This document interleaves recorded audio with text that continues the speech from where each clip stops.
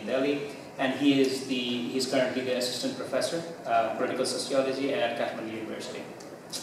He has been associated with numerous research projects in Nepal and in the region, funded by different organizations from around the world. And he has published widely articles and journal articles on the issues of poverty, people's participation, social inclusion, exclusion, state restructuring, conflict, identity, and all sorts of issues related to political sociology. And one of the things that I noticed when I was going through his CV was one of the books that he wrote, which was useful for me during my own dissertation a little bit, he published a book in 2007 called Maoist Movement in Nepal, A Sociological Perspective, and he has published other books as co-author and co-editor. He is visiting, Dr. Pyakurel is visiting USA as a scholar, invited by the US Department of State, and he was working at UMass at the Donegall Institute there. They had a training, and that's why they are colleagues. They have traveled to Charlottesville, to New York, learning about the American political system and the US American political thought. So what we'll do is I'll let him, as I said, speak for about 10-12 minutes. That will give us about 35 minutes for discussion. And in our discussion, we'll follow up on his questions, but if you have other questions and just have a normal discussion, we can do that. Dr. Pyakurel, please. Thank you, Vijay, and thank you, Nepalji, for coordinating this program initially, and it happened in a coordinated manner. Thanks for a generous introduction, but I think what we discuss about my presentation is, I'll give a bit about my work, then I try to provocate you what is happening over there as far as political transition is concerned and as far as earthquake and rebuilding is concerned. Then you are free to ask whatever you want and I can respond definitely. I think that will be the easiest format for me as well. Yes. As he said, I born in a rural family in Nuwakot. Many other government, I don't even belong to municipality. My parents are still there. I moved to Kathmandu for my master's degree. Before that, I was primary school teacher. I started my career as primary school teacher. Then I moved to university. I moved to even Delhi to complete my education. Now I am here.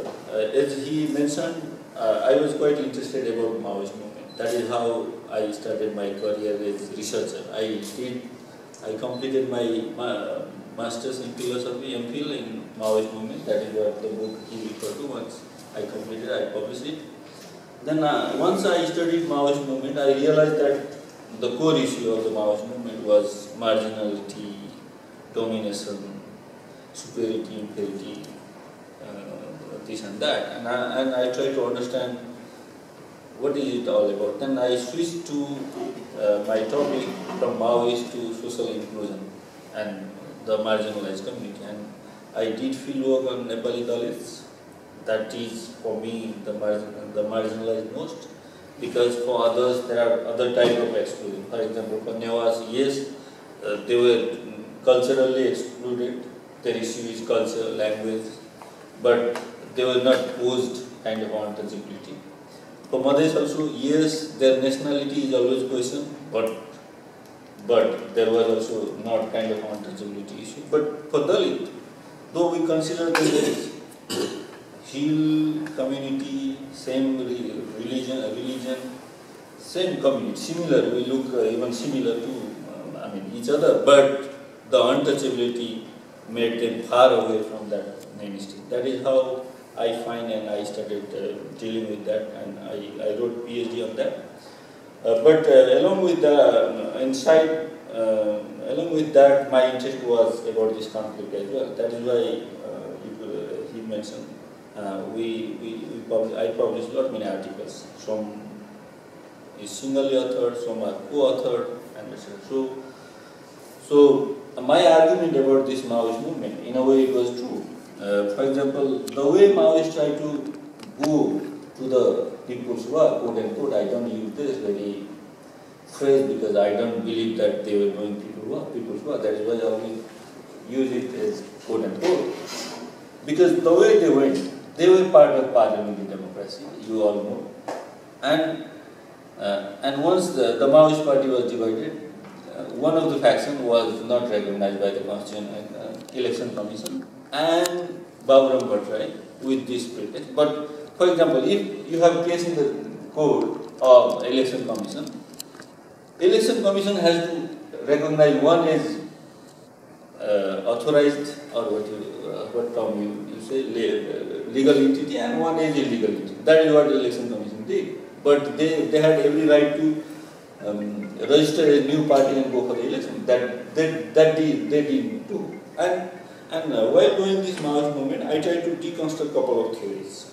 I mean, couple of arguments others were saying. For example, the mainstream Maoist literature starting from Deepak Thapa and etc., following by Arjun Kartika Ambassador right now.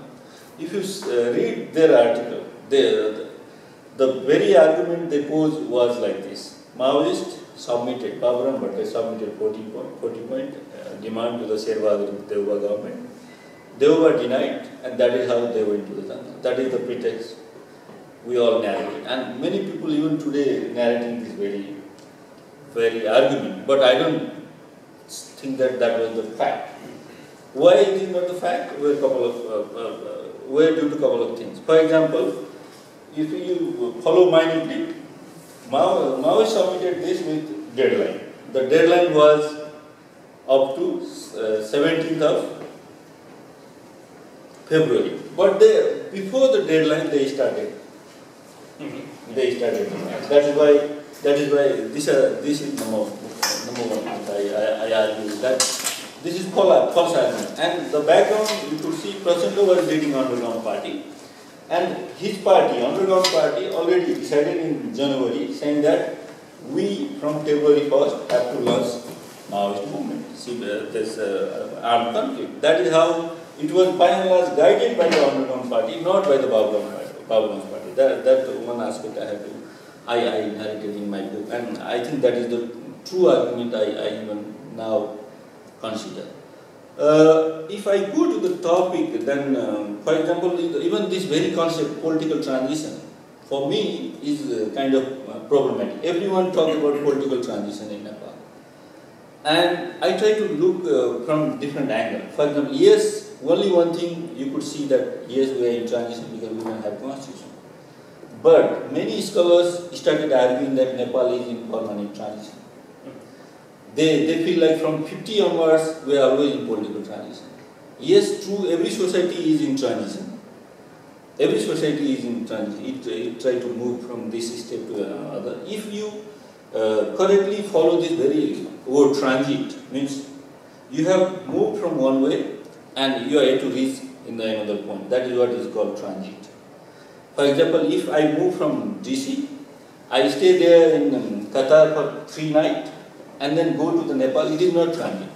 But this is not transit because you were there for a couple of days over there, a week or something like this. That is how. And then another argument for me was, for example, if you follow Nepal's politics today as political transit, I think we have to question a lot many things. For example, number one, see a couple of issues.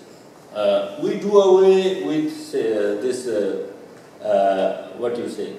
monarchy, and we have already established presidential system, republican system. We have already elected president. Where is transit? I didn't find any transit. We do away with Hinduism. We already declare secularism. Where is transit? Now we are going to declare again maybe in 15 days. No, that may be questionable. Yes. And we do away with this very dominant Hindu hill social system, and we introduce inclusive policy already. We started implementing. Where is political transit? So these are, and even federalism, you could say that we declared Nepal is federal democratic republic.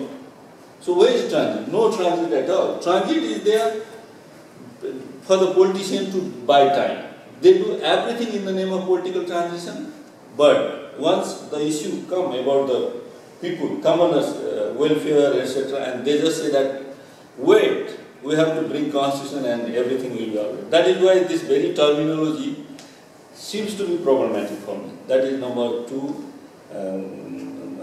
position I have in Nepal. Yes, in a way you could say, but you say that is not total transition because we have moved away, but we should not give this pretext for the politicians just to say that we are in transition, that is why we can't do anything. They are doing everything.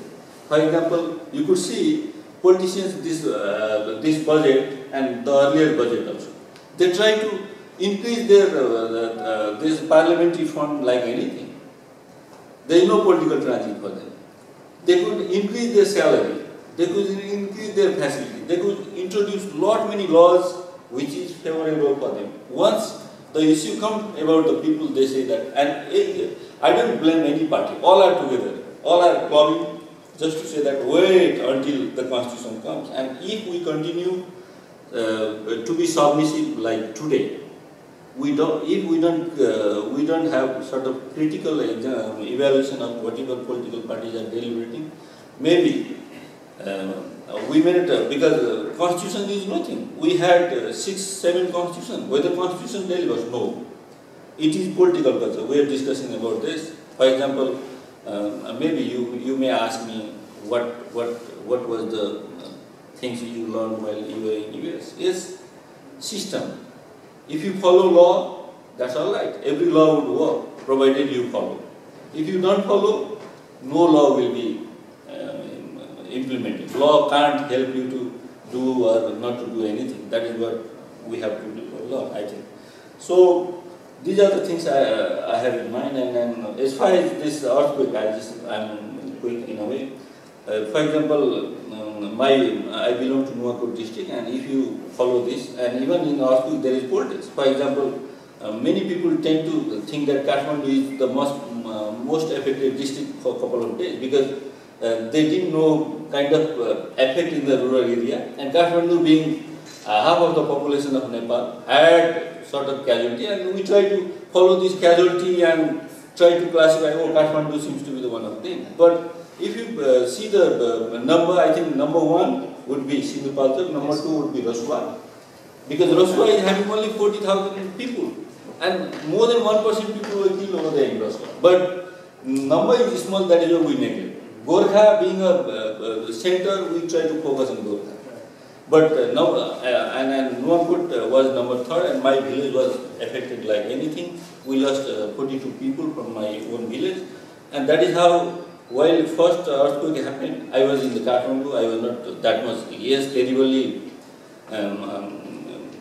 affected, but without any physical and etc. My home was affected, but while the second earthquake, they say aftershocks, but I say earthquake because it was 6.8 or something like this. At that time, I was in the village with relief team, and I had to break my right arm. I came US with this, and now it is being recovered. And I was involved like anything, and even today I am involving over there, being here also, trying to support the marginalized community, trying to support public spaces like school and etc. And in that also there are a lot many discourses. You can have your saying, and I can respond. For example, there was this relief and rehabilitation process, there was debate about public and private. I had a couple of arguments on that. For example, that was very right time for Nepali government to work together with the NGOs and etc. That opportunity has been missed by government, and for that both are responsible. Government also didn't want to be engaged with the civil society, and civil society also don't want to give credit to the government. They don't want to work with it. That would be very good opportunity that we have missed. And I was hoping that many lessons we can learn out of this earthquake. But now, if you ask me, I don't think that we are going to learn anything. We just started forgetting things, and maybe sort of repetition may happen in the future, and we again say that, oh, we may learn this time, and I don't know when we learn. These are the things I have, and I think I try to provocate you, I try to give you sort of sense, and whatever you have in your mind, please. Thank you, Dr. Pyakurel. I think the as you can see, the problem is there are so many different things to talk about, and we didn't even get to the constitution, the main debates that we're talking about. But he hinted at that, the kinds of debates that are happening at the moment about religion, about inclusion, cultural and regional. That is every day. Right now, today it is happening. Like the other day, the guy was in Nepal Bandha because of the religious demands. I know that we have two speakers of English. That's Naina, by the way. She's a friend of WNF. She has been to our events before, and she has been to Nepal. She speaks a little bit Nepali, but we had our introduction, so I was just introducing you. So let's go ahead and open up because we have only about half an hour. He has to leave at 6:30. So whoever wants to get to one of the things that he talked about, or something we didn't get to, right? Anything that we can talk about, please. I have been to Nepal and I try to follow this political development. Personally? Let me start. Since I'm staying that is our resources. Yeah. Well, these days where we get a lot about this secular, the Hindu kingdom and all that, first, can you give us some background as to how this secularism came about? This was not any demand of any andolan, any revolution. It was a demand. How it was imposed, and do you think we should be declared as a secular country or just not thinking about religion and anything? And this kind of sensitive issue. As a political scientist, what do you think we should be doing with this? Let's take a couple of questions so you'll have enough to answer. You're a religion book, right? Do you have anybody else something related to religion? Or I don't know what material I'm going to Okay, the draft came out, right? And the parliamentarians went out there and took the views of the people, and a lot of people said they want a directly elected executive to run their country, right? But I think Nepali MLA had the same thing in the political manifestation that they will have an elected executive for Nepal. And now they've settled into a system where it's not going to be any stable government for a long, long time. That's what we think, and that's what everybody's saying according to the media that we read about. So would there be any chances that the current government agree into a more stable type of system rather than the government changing every 6 months? Okay, I think so. We have the constitutional issue of religion and the form of government. As far as your concern is concerned, I think the secularism, I think, was not imposed in a way. And you have said that is also we have to analyze in a different manner. For example, this very secularism was agenda in before we declared 1991 constitution. If you follow all Janjati movement, ethnic movement, were for declaring Nepal a secular country. And you must be knowing, if you follow this narrative written by one of the members of the drafting committee in 1999, he narrated saying that they were supposed to have this constitution without, with this silent, keeping this religion aspect in a silent manner. But army pushed them like anything. Krishna Prasad Bhattarai was heralded by 17 journals from the army saying that you have to declare Nepal as a Hindu country, this and that. So I am not saying that there was no movement for secular movement.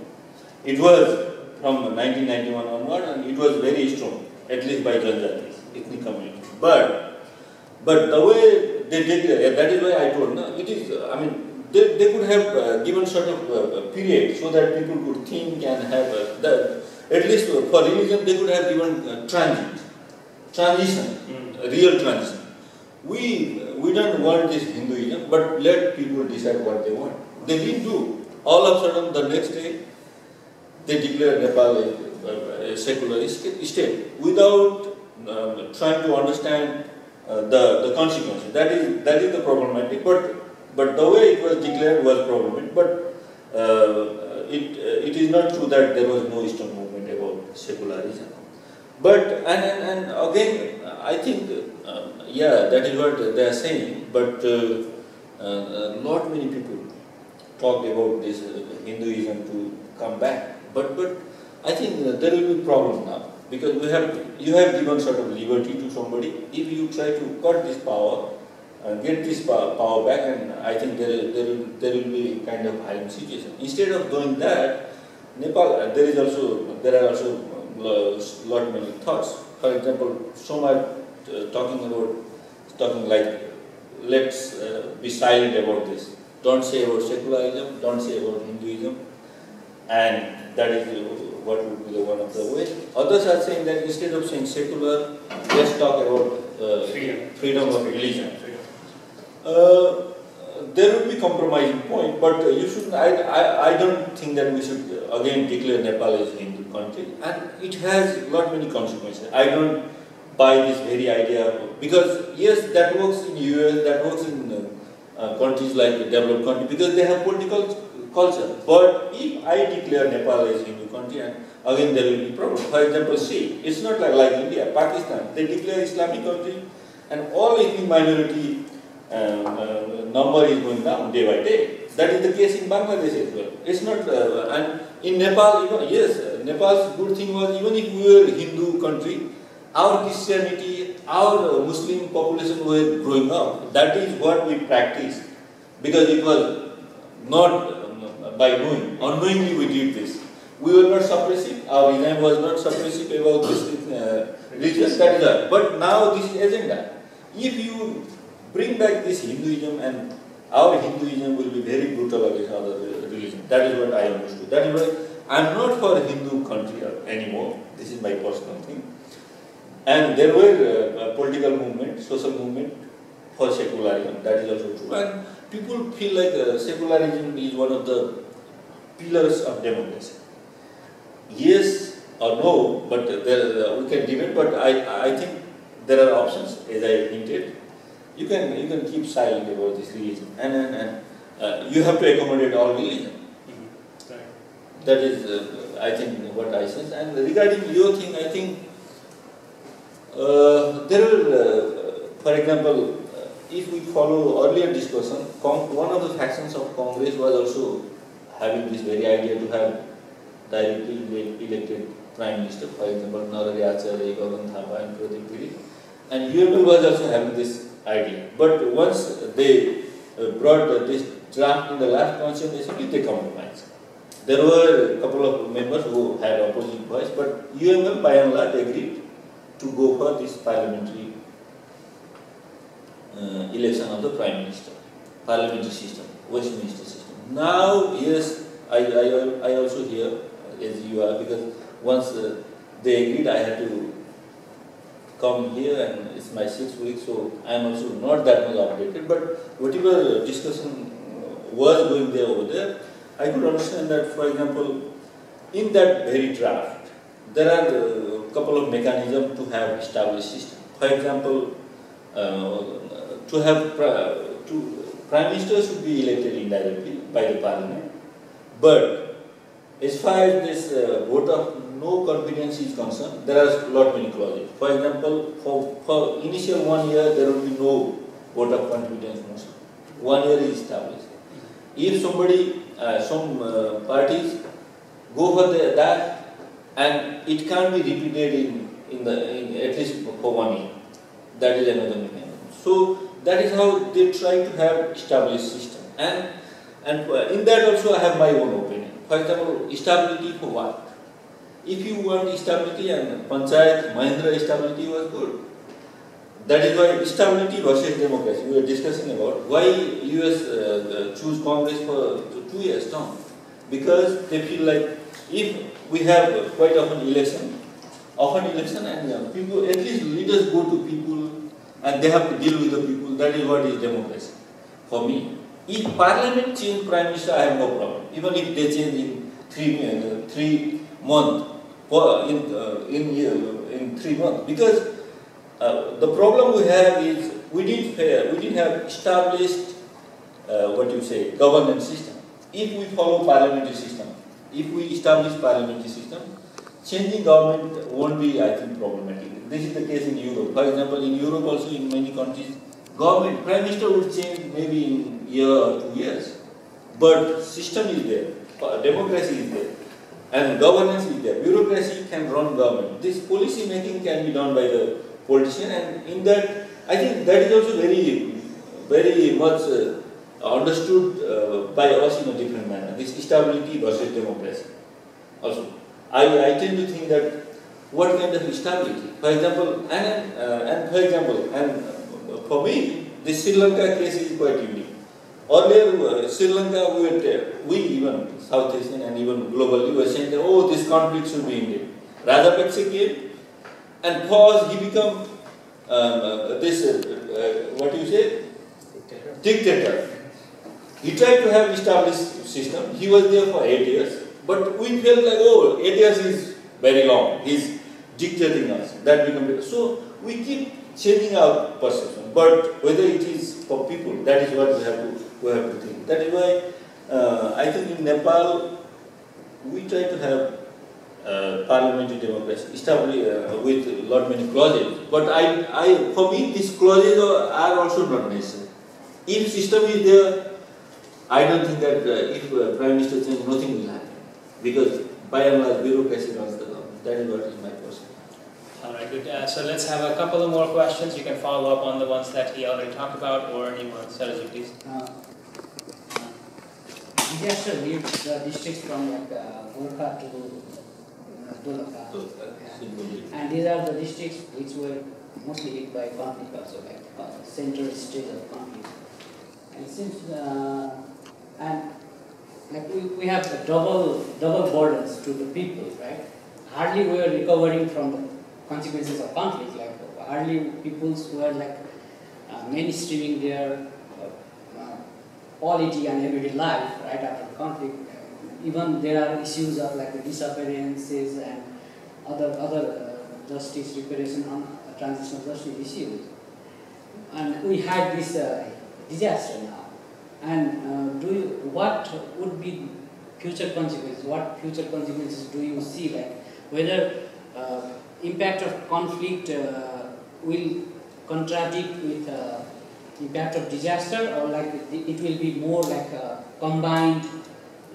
It will create combined grievances to the people. Like for example, in Indonesia, there is a lot of discussion about Indonesia. Like in Indonesia, it was the disaster hit when country was in conflict, but right after the disaster they made a deal, and the disaster hit the coastal area, but inland area that was hit by conflict. Like later on, when after the disaster, most of the relief were focused on disaster relief, and these conflict affected people were forgotten, and that made a kind of conflict between two different group of people. And do you see such type of things will happen in Nepal, like whether there will be conflict versus disaster, or it will create kind of combined grievances? Let's have one other question so you have time to rest for somebody else. Any other questions? Thank you so much for that very insightful presentation. You have thought very hard about it. There are a lot of issues, difficult issues in Nepal, a lot to worry about. My question is, do you see anything positive happening in Nepal? Any reason to be hopeful in terms of the political development? Anything that makes you happy when you think about Nepal? Let's start with conflict and then to positive.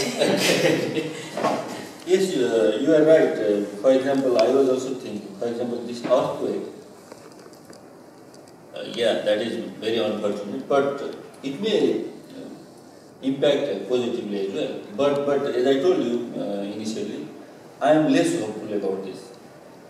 If government and civil society, I mean we say NGO, INGO, etc., were able to work together, and we would have very rosy picture at least in those very districts. And you are right in saying that, for example, we try to deal even earthquake based on the number of killing and etc. And we have forgotten most of the affected houses. For example, if you go beyond Dolakha, you see from Dolakha to even Khotan, I think more than 50% or 60% houses are damaged. And that is the case even towards this west. You see, from Gorkha, Lamjung, Tanau, Kaski, there are also a lot many sufferers. But we tend to focus either Gorkha being a center or Sindhupaljo being the largest number of the day. We forget about it. That is the case even for NGO, INGO, whoever wanted, they wanted to go either Gorkha or Sindhupaljo. And as I told you, Roscoe, being the second second most affected district, was neglected like anything because the number was less. That is why proportion was very high, but number was less. People started following number. That is what was happening. And if you relate with this conflict, yeah, I also think like, for example, I think in a different way. You see, the way we try to rebuild, number one, I used to tell my friends that we are kind of amazing people. We have sort of patience. For example, the problem my people are having in at least this conflict-affected area, if it was the case in USA or others who are talking about system, governance, there would be kind of hue and cry. But my people don't talk about government. Government. Nowhere. Never they deal with government. Never they see government. That is why whatever they can, they are doing this. That is why I was discussing the other day with a Nepali journalist. I was not hoping that the people, the affected people in the this Mid-Eastern,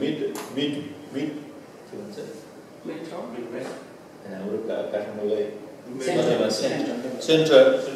I didn't feel like people would respond politician in a humble way once this politician went with political agenda. Yeah. Their very basic agenda would be this rebuilding and this rehabilitation and relief. But people went beyond that and started suggesting political things. That is amazing in Nepal. I don't think that it will be possible elsewhere in the world. For example, what people get out of this government till today? They lost their family member, they lost their house, they have nothing. Many of them, for example, in my VDC, out of 1421 houses, people wanted to be modern, people wanted to do away with the rural life, people want to go away from their traditional occupation. And conflict was kind of boosting factor, pushing factor for them. That is why you could see in 10 years period, my 10 million youth are abroad. And I sense, for example, you try to relate, I am not this natural disaster expert, but being a student of political sociology, I could see if we are not dealing this rebuilding process in a good manner. For example, there are a couple of proposals to have this, what is it called? Reconstruction Authority? No, that is, but to have, what is it called? Prefabricated house. Oh, right. Yeah. And if you follow this very policy, and I think we have to send more than double youth abroad, because this house in Nepali community is prestige. They want to build their house anyway, at any cost. And if you popularize this very defabricated house, and what would be the consequences? You won't be able to use local material, you won't be able to use local resources, you have to buy, and only millionaire get profit, and that is how for that money you have to send more youth abroad. That will be the consequence. That is why I think we have to be cautious. We have to have sort of mechanism so that we can use local resources. We can invite those who are abroad to work for rebuilding process. That will be the substantive way to minimize whatever you are talking about, conflict and earthquake. But otherwise, I think, yes, for the time being, conflict seems to be less. For example, we try to push others saying that, oh, we have disaster. Wait for a while. we'll deal about politics later on. But once constitution is being debated, once constitution is coming out, and I think they can't resist, that would be one case. And the way we are trying to popularize kind of rebuilding process, that may also lead to further migration of the youth, and you know the consequences. What remains over there? Only the old age people, and even by and kind of pushy urbanization and modernization. And these are the things. Yeah, for outsiders it is looking good, but if you don't have background, and I don't think that we can do this thing. What about his question about what is positive? Positive, yeah, there are a couple of positive things as well. For example, I sense like the debate we are having, we should not be very negative about the kind of political debate we are having. Yes, there is polarization, and this polarization for me is, yes, you see, if you try to deal with something, if you try to bring something, you have to have discussion. You should not be worried about discussion. For example, religion, the secularism versus Hinduism discussion, I am not worried about this. Even this otherwise separate mothers, yeah, they pose this very agenda, provided they try to be very extremist so that others get attention and deal with. I take that in a positive manner, provided your leader is very good. Leader is accommodative, he or she wanted to have dialogue to deal with. If it is not the case, then that may invite kind of disaster. Otherwise, the way I see, for example, the 10 years political transition they say, for me this is kind of positive way as well. I don't think that we can impose any authoritarian regime in Nepal. We have to deal with democracy now. That for me is very positive thing. You can't go away from democracy. What democracy, which system, that's all right. And in the name of democracy, maybe you go to anarchy for a while, but it is learning process. You should not see democracy as alternative to this anarchy or alternative to authoritarian regime, but you have to deal with democracy, and that is what is positive thing for me, at least out of this 10 years discourse. Everyone is assertive now. Everyone know their limitation as well. That is what I understand. For example, those who, for example, the other day I could hear Amresh Singh, the former member of Congress, he is elected member now, I forgot this, Congress. He said that otherwise, if you don't deal with mothers may go for the separatist demand of the separatist state. So that we also did in the past. For example, democracy movement, we try to say king in that manner. For example, if you remember Giza Prasad, if king doesn't agree to the constitutional monarchy, we go for republic. He used to say that. And monarchy didn't agree, that is why. But we should not follow this argument, because it is otherwise argument. Yeah. Extreme. No. And they said that let's deal otherwise. Alternative way they are talking, but they are not saying that this is only the way. They are talking about there are many options. Yes. So that is why I think, and Nepal, in that manner also, Nepal, by and large leadership, we criticize them like anything. But you could see in 6 years, lot many things also happened. For example, Maoist conflict, who could imagine this cantonment would be dismantled and integration would be possible in this very peaceful manner. That was amazing. And for example, removal of monarchy as well. The peaceful existence of monarchy is also amazing thing. And they try to have their own different opinion, but at the last moment, we say 11th hour, they sit together and bring something as well. And it's not like Bangladesh. Two Begum won't meet together. But in Nepal, even if you go far away and you come back and discuss, that is kind of positive culture I could see from Nepal. These are the things I could have. To follow on from that, why do you think that is the case? Which one? The issue of how people do come together, they can make peaceful transitions. And so on. What do you think explains that? I think let's make that our last question. I think that would be a good summation for that, because it's going to be, I think there is compulsion. For example, compulsion in the sense, You see, we are together. All oppositions were together just to remove this monarchy. We blame monarchy like anything. It is everything to have us like this, to left us like this. That is how we blame this monarchy. And we do away with this monarchy. We have no blaming partner now, except India. Sometimes we blame India.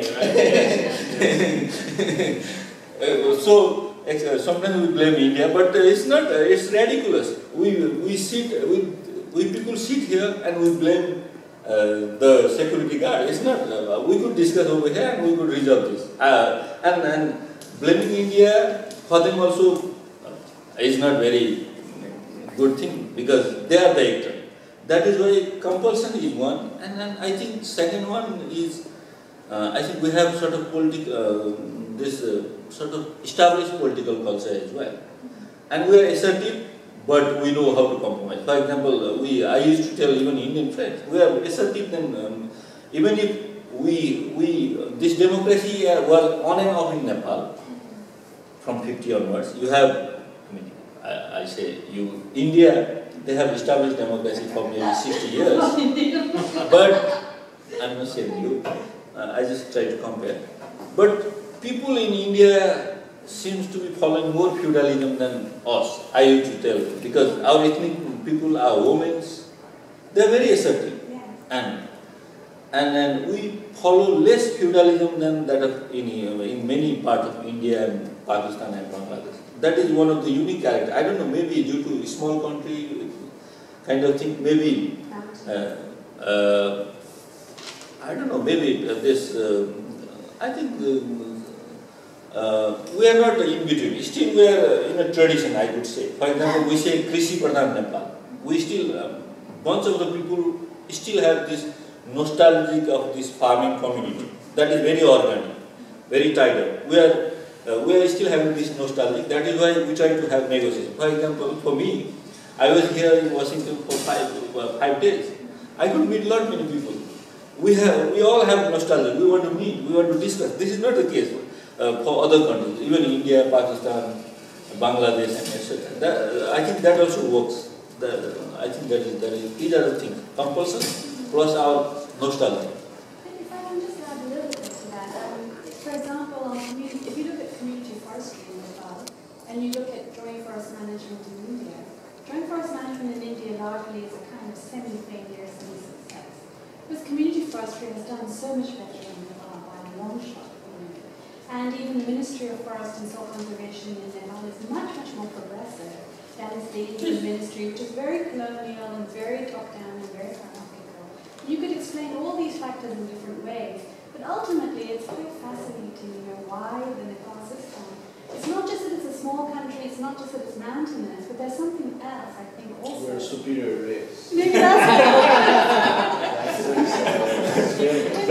That's why we have more than 30 million people. No, I think, working in that. as I mentioned, I think this very association with our farming community is also for example, even if you are in Kathmandu, you feel like my village is there, my people are there, they come, go. It's not like we are not that much far to urban and very individualistic society. So that also is one of the aspects I sense. Maybe. I'd like to say great thanks to Biswajit. Juliana, you have something? Any questions about Brazil? Okay. Yeah, the first thing that Nepalese people learn when we are growing up in school is that we have the largest natural resource, hydropower, in the world. But then we say after Brazil in school. That's how we know Brazil when we're growing up. But I'd like to say very good thanks to Mr. Biso Thabaji from enepalese.com. He's going to put it on the website. And also, very round of applause to our guest, Mr. Pyakurel, please. Thank you very much. It's good, and we'll do it again sometime. All right. Thank you, guys. If you want to stay and talk, we can.